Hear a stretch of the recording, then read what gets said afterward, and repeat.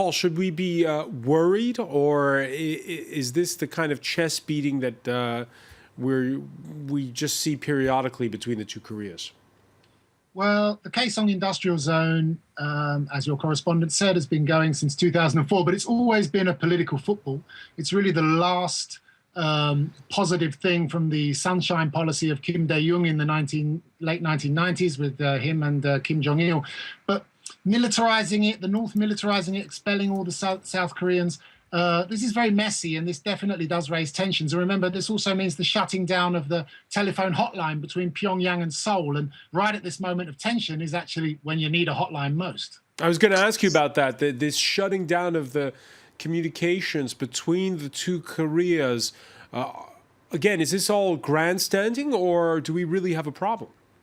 Well, it is grandstanding, I think, mostly on the part of the North. The South are very concerned about the missile launch and feel that there could be a threat to their workers that are there. So they've withdrawn.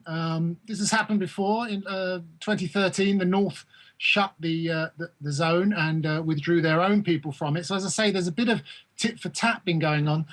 But really, if the hotline isn't there, I'm not quite sure, to be honest, how we actually talk to Pyongyang at the moment. Yeah, I was gonna. The reason I keep asking you the same question, Paul, is because in the past, we've seen that when we have missile tests, when there's a rise in tension, usually it's a prelude to more talks, and that it's a way for North Korea to prepare itself for the bargaining process. Is that the case this time?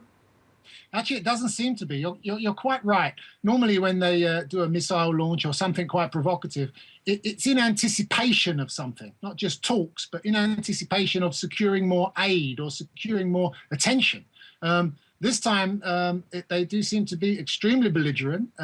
As far as we know, that they're not actually talking to China.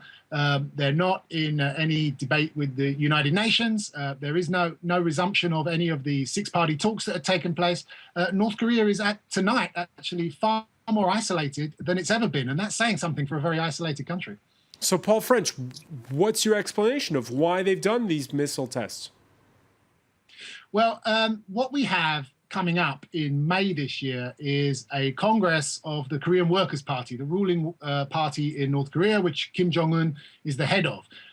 We saw also this week another round of purging within the party with the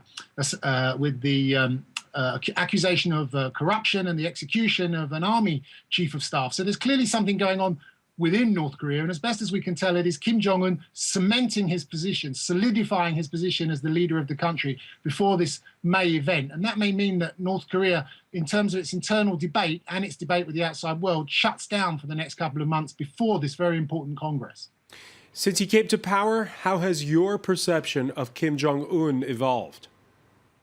Well, I think we've been quite surprised, to be honest. I think that he has definitely gone through a process of proving his credentials as a tough leader, very much in the way of his father and his grandfather before him. The nuclear weapons program, very belligerent attitude towards South Korea and the international community generally, and who should be his closest ally, China, who don't seem to be able to get much sense out of him either. He's certainly been securing his position within the party and dealing with any nascent opposition that could come, particularly from within the army. And as I say, now we have the announcement that in May there will be a Congress. There hasn't been a Congress of the Korean Workers' Party since 1980, 3 years before Kim Jong-un was born.